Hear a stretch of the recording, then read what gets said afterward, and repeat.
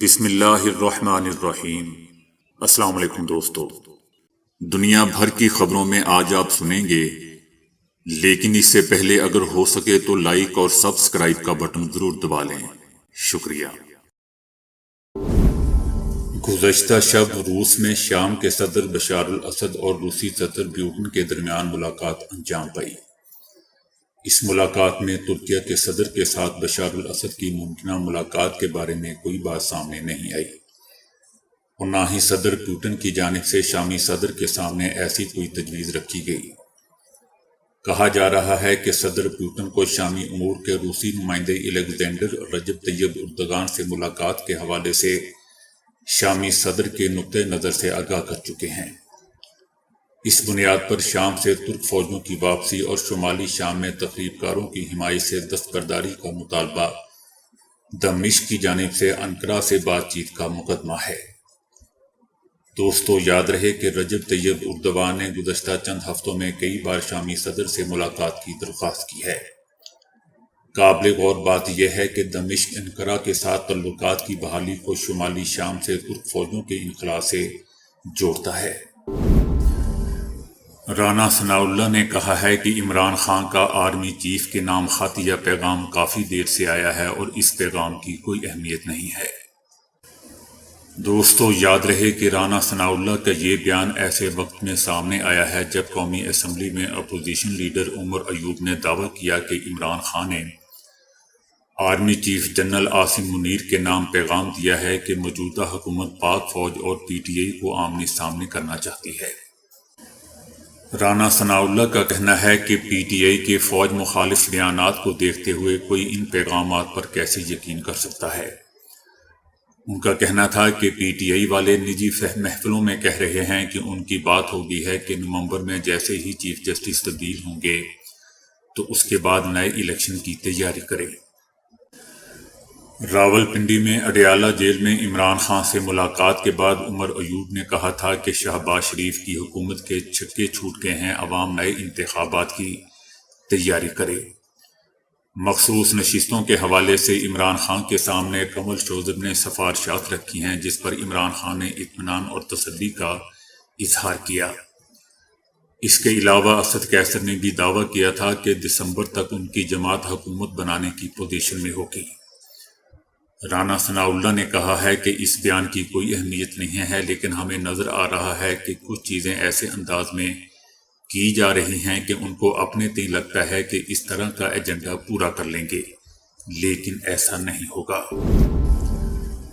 پرینکا گاندھی نے غزہ میں بے گناہ لوگوں کی موت پر تشویش کا اظہار کیا ہے۔ ان کا کہنا ہے کہ ہر ایک حکومت سے اپیل کرتی ہوں کہ وہ غزہ میں اسرائیل کے فوجی حملے کی مذمت کریں۔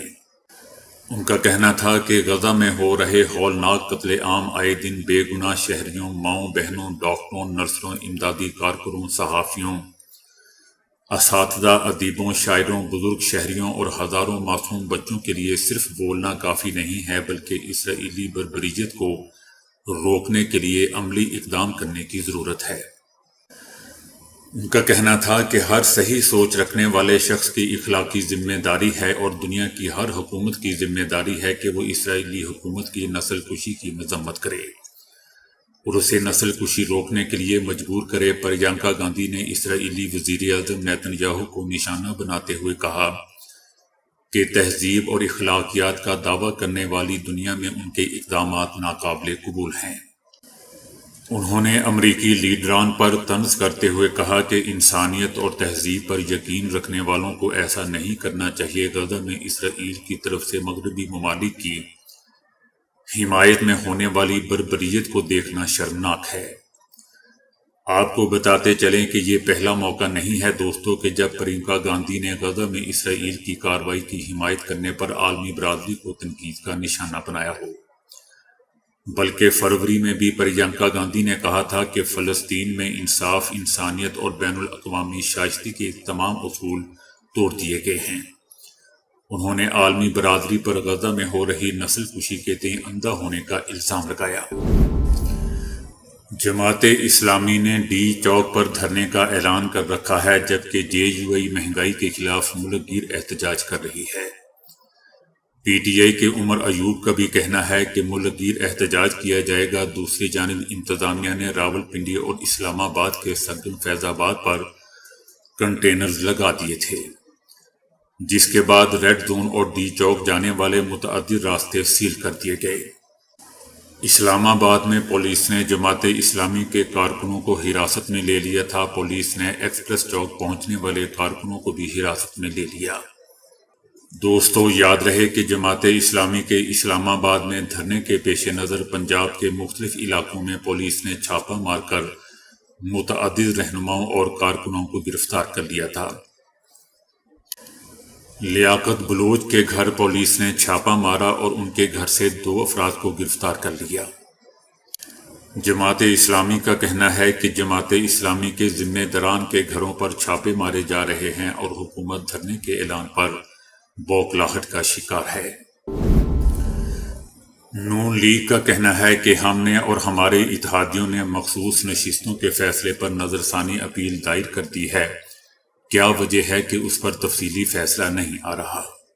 نون لیگ کا کہنا ہے کہ ہماری نظر ثانی کی اپیل کو جلد سے جلد سماعت کے لیے مقرر کیا جائے تاکہ اس میں جو قانونی حکم اور ہمارے سوالات ہیں اس پر سپریم کورٹ جواب دے سکے۔ نون لیگ کا کہنا تھا کہ تحریک انصاف اور پاکستان اکٹھے نہیں چل سکتے۔ نون لیگ کا کہنا ہے کہ کل ہی ہماری ایک خاتون ایم پی اے جو وزیر اطلاعات ہیں ان کی ایک جعلی ویڈیو نکالی گئی۔ نون لیگ کا کہنا ہے کہ ان کا کوئی دین ایمان تو ہے نہیں، مادر پدر آزاد ہیں، کسی کی ماں بہن کی تصحیح کریں، تجریر کریں۔ کل ایک انڈین ویب سائٹ سے وہ ویڈیو نکالی گئی جنہوں نے ان کی شکل چینج کر کے ہماری وزیر اطلاعات پنجاب کے ساتھ اس کو منسوب کر دیا۔ ایران کے نو منتخب صدر نے نیتن یاہو کی تقریر پر رد عمل ظاہر کرتے ہوئے کہا ہے کہ بے گناہ کا خون ظالم کے دامن سے کبھی نہیں مٹتا۔ امریکی کانگریس میں صہیونی حکومت کے وزیر اعظم نیتن یاہو کی موجودگی اور تقریر کے بارے میں نو منتخب صدر نے کہا کہ نہ تو معصوم لوگوں اور بے گھر بچوں کے قتل کے جرم کو نظر انداز کیا جا سکتا ہے اور نہ ہی کھڑے ہو کر احترام کر کے مجرم کو گناہوں سے پاک کیا جا سکتا ہے۔ ان کا کہنا تھا کہ بے گناہ کا خون کسی بھی صورت میں ظالموں کو چھوڑتا نہیں ہے، ان کا پیچھا کرتا ہے اور قبر تک پیچھا کرتا ہے۔ امریکہ کے صدارتی انتخابات میں امیدواروں کی دوڑ سے صدر جو بائیڈن کے باہر نکلنے اور ان کی جانب سے امریکہ کی سابق صدر ٹرمپ کے مقابلے میں اپنی نائب کملا ہیرس کی امیدواری کی حمایت کے اعلان کے بعد امریکہ اور یوکرین کے وزراء دفاع کے درمیان یہ پہلا رابطہ رہا ہے۔ امریکی وزیر دفاع نے یوکرین کے وزیر دفاع سے رابطہ برقرار کر کے یوکرین کے لیے امریکہ کی بھرپور حمایت کا احاطہ کیا ہے۔ دوستو، یاد رہے کہ یوکرین جنگ میں امریکی صدر جو بائیڈن کی جانب سے یوکرین کی مسلسل حمایت کی جاتی رہی ہے، جبکہ امریکہ اب تک یوکرین کی $50 ارب مالیت کی فوجی اور مالی مدد اور حمایت کی جا چکی ہے۔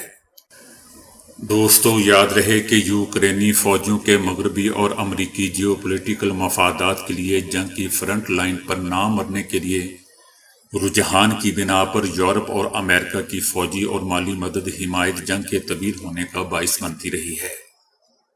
روس نے کہا ہے کہ یوکرین کی حمایت میں روانہ کیے جانے والے مغربی فوجی روسی فوجیوں کے نشانے پر ہیں، جیسا کہ مغرب میں ایسے یورپی فوجی افسروں کی جانی نقصان پر آخری رسومات کا مشاہدہ کیا جاتا رہا ہے جو پہاڑی علاقوں میں لاپتہ ہوئے ہیں اور یا حرکت قلب بند ہو جانے کی بنا پر اچانک اپنی جانوں سے ہاتھ دھو بیٹھے ہیں۔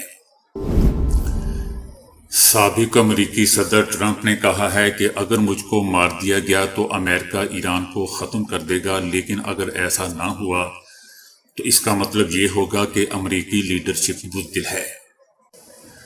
سابق صدر ٹرمپ نے اپنے سوشل میڈیا پلیٹ فارم پر ایک ویڈیو شیئر کی ہے جس میں اسرائیلی وزیر اعظم کی امریکی کانگریس میں تقریر کا ایک کلپ دکھایا گیا ہے۔ ویڈیو کلپ میں اسرائیلی وزیر اعظم نیتن یاہو کو ٹرمپ کی تعریفیں اور یہ کہتے ہوئے سنا جا سکتا ہے کہ ٹرمپ پر انتخابی ریلی میں حملہ ایران نے کروایا ہے، ایران اس میں ملوث ہے۔ اس ویڈیو کے کیپشن میں سابق امریکی صدر ٹرمپ نے لکھا ہے کہ اگر مجھ کو مار دیا گیا، جس کا امکان ہمیشہ رہتا ہے، تو میں امید کرتا ہوں کہ امریکی فورسز ایران کو صفحہ ہستی سے مٹا دے گی، لیکن اگر ایسا نہ ہوا تو امریکی قیادت کو تاریخ میں بزدل اور شجاع سے خالی شمار کیا جائے گا۔ یاد رہے دوستو کہ امریکہ اور ایران کے درمیان کشیدہ تعلقات اس وقت اپنے انتہا کو پہنچ گئے جب 2020 میں کمانڈر جنرل قاسم سلیمانی کو امریکہ نے ڈرون حملے میں بغداد میں مار دیا تھا۔ اس وقت امریکی صدر ٹرمپ تھے اور انہوں نے دعویٰ کیا تھا کہ میرے حکم پر جنرل کو مارا گیا ہے، جس پر ایران نے امریکی صدر کو مارنے کی دھمکی بھی دی تھی۔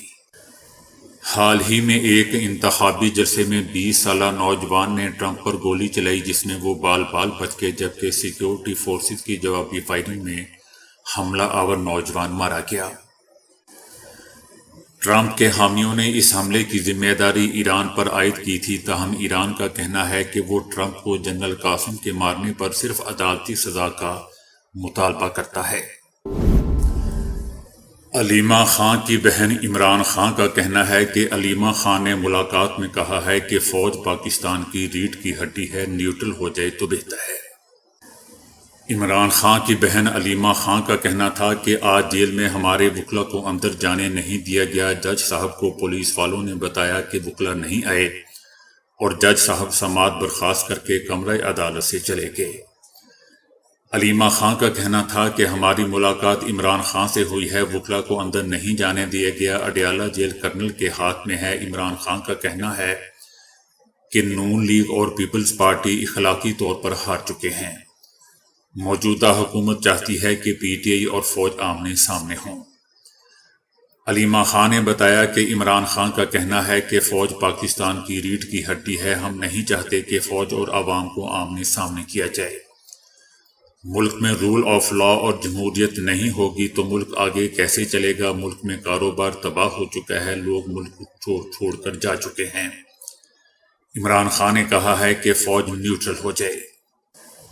علیمہ خان نے مزید بتایا کہ عمران خان کا کہنا ہے کہ 9 مئی کی سی سی ٹی وی فوٹیج نکالے، معلوم ہو جائے گا کہ 9 مئی کا ذمہ دار کون ہے۔ بے گناہ لوگوں کو چھوڑا جائے، اصل ملزمان کے خلاف کیسز چلائے جائیں۔ پیرس اولمپکس کی افتتاحی تقریب سے چند گھنٹے پہلے شدید احتجاج کیا گیا اور high speed train network کو بھی متاثر کیا گیا۔ ریلوے اسٹیشن پر توڑ پھوڑ اور آگ لگائی گئی، جس سے ریلوے کا نظام مفلوج ہو کر رہ گیا۔ High speed train network پر بھی حملے کیے گئے ہیں، جس سے ریلوے کا نظام متاثر ہوا ہے۔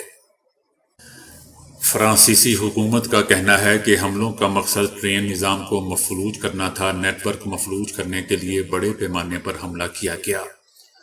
حکام کا کہنا ہے کہ ٹرینوں کی بڑی تعداد کو منسوخ کر دیا گیا ہے، جبکہ کئی ٹرینوں کو متبادل روٹ فراہم کیے گئے ہیں۔ بہت سی سماجی اور انسانی حقوق کی تنظیموں نے پیرس اولمپک میں غاصب صہیونی حکومت کے کھلاڑیوں کی شرکت پر شدید احتجاج کیا ہے۔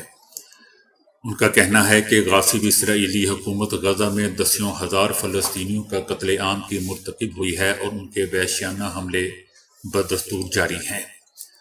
ایسے میں اس کو اولمپک میں شرکت کی اجازت نہیں دی جانی چاہیے۔ ہندوستانی سپریم کورٹ نے کہا ہے کہ کنوڈ کے راستے میں کسی کو نیم پلیٹ لگانے پر مجبور نہیں کیا جا سکتا اور اس سلسلے میں عبوری حکم روک جاری رہے گی۔ ہندوستانی میڈیا کا کہنا ہے کہ کنوڈ یاترا کے راستے کی تمام دکانوں پر نیم پلیٹ نصب کیے جانے کے معاملے پر جمعے کو سپریم کورٹ نے سماعت کرتے ہوئے واضح کر دیا ہے کہ یو پی حکومت کے فیصلے پر عبوری روک برقرار رہے گی۔ اس سلسلے میں ریاست اتر پردیش کی حکومت کی جانب سے نوٹس کا جواب دیتے ہوئے اس فیصلے پر وضاحت پیش کی گئی ہے اور کہا گیا ہے کہ کنوڈیوں کی درخواست پر اس طرح کا فیصلہ اس لیے لیا گیا تاکہ امن و امان کی صورتحال پیدا نہ ہو۔ تاہم سپریم کورٹ نے یو پی حکومت کو راہ دینے سے انکار کرتے ہوئے اپنے سابقہ عبوری روک کے حکم کو برقرار رکھا۔ یو پی کے شہر میرٹھ میں کنوڈیوں نے مسلمان شخص کی کار کو توڑ پھوڑ کی اور اس میں سوار لوگوں کو زدہ کوب کیا۔ بتایا جا رہا ہے کہ مسلمانوں کی کار پر یہ حملہ اس وقت کیا گیا جب کار اس بانڈی یا کنور سے ٹکرا گئی جس میں گنگا کا پانی بھرا ہوا ہوتا ہے، جس میں طیش میں آ کر کنوریوں نے کار پر حملہ کر دیا، اس میں سوار لوگوں کو بھی زدہ کوب کیا۔ صحت مند اور چاق و چوبند رہنے کے لیے جیسے جسمانی ایکسرسائز کی جاتی ہے، ویسے ہی اگر ہم اپنی دماغی صلاحیت میں اضافہ کرنا چاہتے ہیں تو اس کو بھی ایکسرسائز کرانا ہوگی۔ ماہرین دماغ کو بھی مسلز ہی کی طرح سمجھتے ہیں۔ جو لوگ کمزور دماغ کے مالک ہوتے ہیں یا جنہیں بھولنے کی بیماری ہوتی ہے تو بغیر ادویات کے محض تھوڑی سی توجہ سے ان مسائل پر قابو پا سکتے ہیں۔ طبی تحقیق کے مطابق انسان کے جسم کا جو حصہ کم استعمال ہوتا ہے اس کی صلاحیت بھی مسلسل کم ہوتی جاتی ہے۔ ہمارے تمام اعضاء دماغ سے ہی کنٹرول ہوتے ہیں۔ جسم کا جو عضو جتنا زیادہ استعمال ہوتا ہے اس کو کنٹرول کرنے والا دماغ کا وہ حصہ بھی اتنا ہی زیادہ متحرک رہتا ہے، یعنی جسمانی حرکات دراصل دماغ کو استعمال کرنے کا ذریعہ ہے۔ ماہرین کا کہنا ہے کہ جو لوگ سیدھے ہاتھ سے کام کرتے تو سیدھے ہاتھ کو کنٹرول کرنے والا دماغ کا حصہ متحرک ہوتا ہے، اور دماغ کو وہ حصہ جو الٹے ہاتھ کو کنٹرول کرتا ہے غیر متحرک رہتا ہے، نتیجتاً بھولنے یا یادداشت کھونے جیسے مسائل جنم لیتے ہیں۔ ماہرین مشورہ دیتے ہیں کہ جو لوگ سیدھے ہاتھ سے کام کرتے ہیں وہ الٹے ہاتھ کو بھی کام میں لائیں، اسی طرح الٹے ہاتھ والے سیدھے ہاتھ کو بھی بروئے کار لائیں۔ کم استعمال ہونے والے ہاتھ سے کنگھی، دانتوں کو برش کرنے، لکھنے اور ماؤس استعمال کرنے سے پورے دماغ میں خون کی گردش یکساں رہتی ہے۔ جسم کے جوڑی والے اعضاء مثلاً ہاتھ، پیر، آنکھیں وغیرہ کو ایک ساتھ استعمال کرنے سے بھی دماغی ایکسرسائز ہوتی ہے، یعنی دائیں اور بائیں اعضاء کو کنٹرول کرنے والے دماغ کے حصے یکساں استعمال ہوتے ہیں۔ ماہرین کا کہنا ہے کہ انسانی دماغ 30 سال کی عمر سے متاثر ہونا شروع ہو جاتا ہے۔ اگر اس کی بہتر نگہداشت کی جائے تو اس کے متاثر ہونے کی رفتار کم کی جا سکتی ہے۔ دماغ کے حوالے سے ایک تحقیق میں یہ بات ثابت ہوئی ہے کہ نئی نئی چیزیں پڑھنے یا نئے کام کرنے سے دماغی صلاحیت میں اضافہ ہوتا ہے۔ مختلف چیزیں یاد کرنے سے بھی دماغی ایکسرسائز ہوتی ہے، مثلا نام، فون نمبرز، ڈکشنری کے الفاظ، مضامین، اشعار یاد کرنے یا پزل وغیرہ کے ذریعے دماغ کی ایکسرسائز کی جا سکتی ہے۔ ایک اور تحقیق کے مطابق جو لوگ اپنی انگلیوں کو مسلسل حرکت میں رکھتے ہیں ان کی دماغی صلاحیت دوسروں کے مقابلے میں زیادہ ہوتی ہے۔ سر کا مساج بھی دماغی صلاحیت کے لیے بہترار قرار دیا جاتا ہے۔ دنیا میں سب سے زیادہ زبانیں نیو یارک سٹی کے علاقے کوئنز میں بولی جاتی ہیں، جن کی تعداد 1 یا 2 درجن نہیں بلکہ تقریباً 800 ہے۔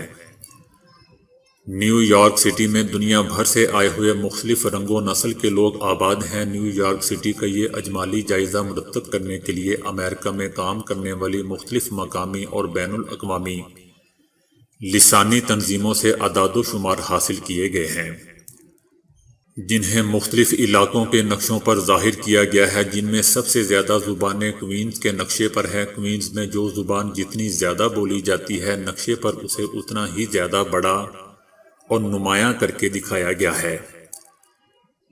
دلچسپی کی بات یہ ہے کہ اس نقشے پر نمایاں ترین زبانوں میں انگریزی اور چینی کے ساتھ اردو بھی موجود ہے، جس سے ثابت ہوتا ہے کہ اردو بولنے اور سمجھنے والوں کی تعداد یہاں بھی کچھ کم نہیں ہے۔ یونانی، فلپائنی، انڈونیشیائی، روسی اور جاپانی جیسی بڑی زبانوں کے علاوہ یہاں ایسی زبانیں بھی بولی جاتی ہیں جن سے بہت کم لوگ واقف ہیں، مثلاً چاوا کانو، وارے وارے، منانگو باؤ اور بخار یان وغیرہ۔